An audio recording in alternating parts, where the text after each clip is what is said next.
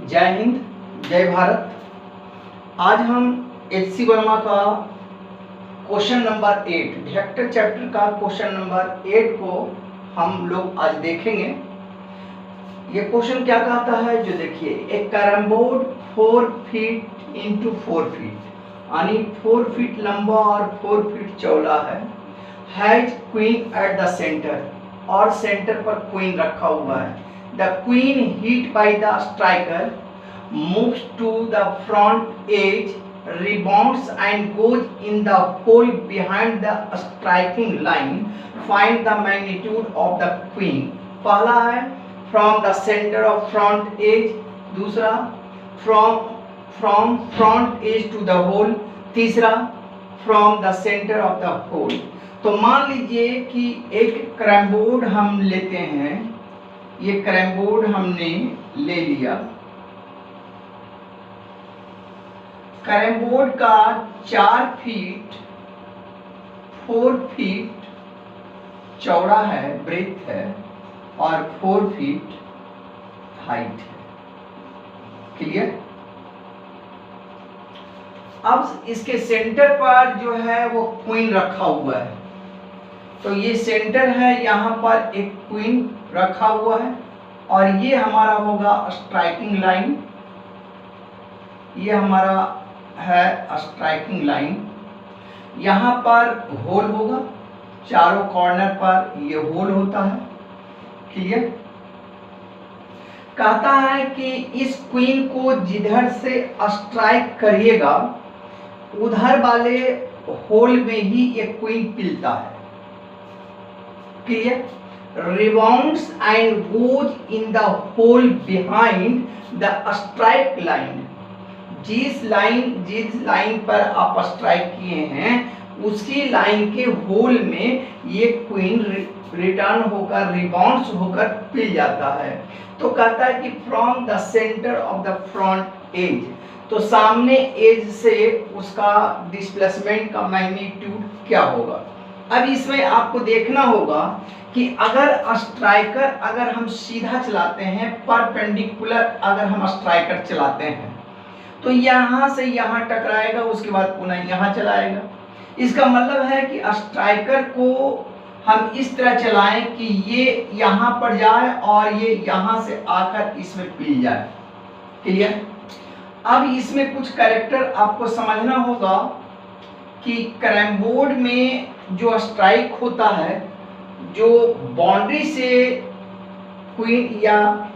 Queen जो टकराएगा वो perfect elastic collision के फॉर्म में टकराएगा। इलास्टिक कोलिजन जो होगा वह रे के लॉ को फॉलो करेगा, यानी जितना एंगल से वो टकराएगा उतना ही एंगल से वो लौटेगा भी। क्लियर? यानी इसके आधार पर हम यहाँ पर एक परपेंडिकुलर लाइन हम ड्रॉ कर दिए। क्लियर?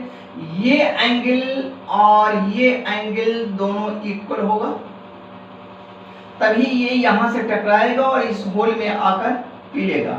ये सेंटर में क्वीन रखा हुआ है, इसका मतलब है कि सेंटर से इधर का जो डिस्टेंस होगा वो 2 फीट का होगा। क्लियर? यहाँ पर एम पर हम परपेंडिकुलर डाले हैं, ये हमारा सेंटर है O, यहाँ टकराया, A पर टकराया और B पर आकर पिला है। मान लीजिए कि ये डिस्टेंस को हम लोग मान लेते हैं x, तो यहाँ से लेकर यहाँ तक का डिस्टेंस हो जाएगा 2 - x फीट। क्लियर? अब अगर हम ट्राइंगल देखें तो इसको हम दे दें n, तो now triangle OAN and AMB, triangle AMB में हम देखते हैं, तब हम लिखेंगे कि tan theta equals to perpendicular by base. तो परपेंडिकुलर हमारा हो गया x, छोटे ट्राइंगल में बेस हो जाएगा यहाँ से लेकर यहाँ तक बेस कहलाएगा, तो ये होगा 2 फीट। क्लियर?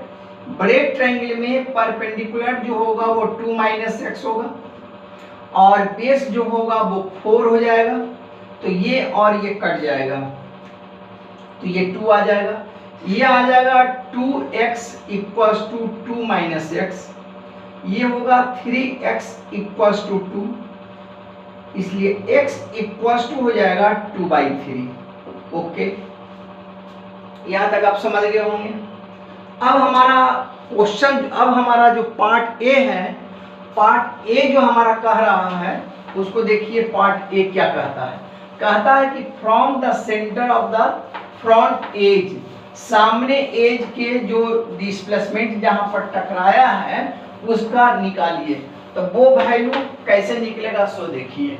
यहाँ पर तो हमने 2, ये तो हमारा आ गया 2/3, ये हमारा हो गया 2, तो ये हो जाएगा OA। Clear? OA equals to हो जाएगा x² प्लस 2 का होल स्क्वायर का अंडर रूट। x का जो वैल्यू आपको मिल जाएगा वो मिल जाएगा, OA का वैल्यू जो मिल जाएगा 2/3 का होल स्क्वायर प्लस 2 का होल स्क्वायर, ये मिलेगा।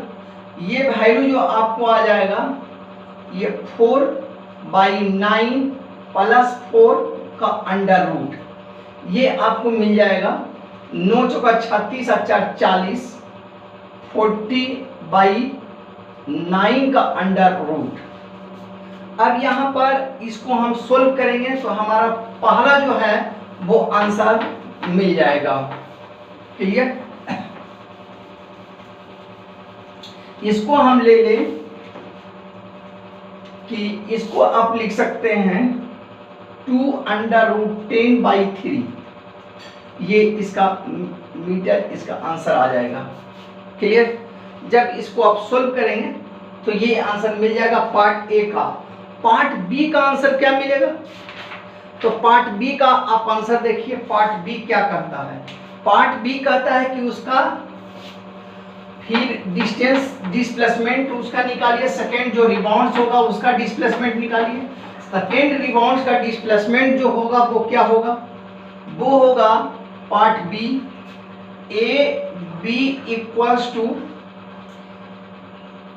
ए एम का whole square plus M B का होल स्क्वायर का अंडर रूट।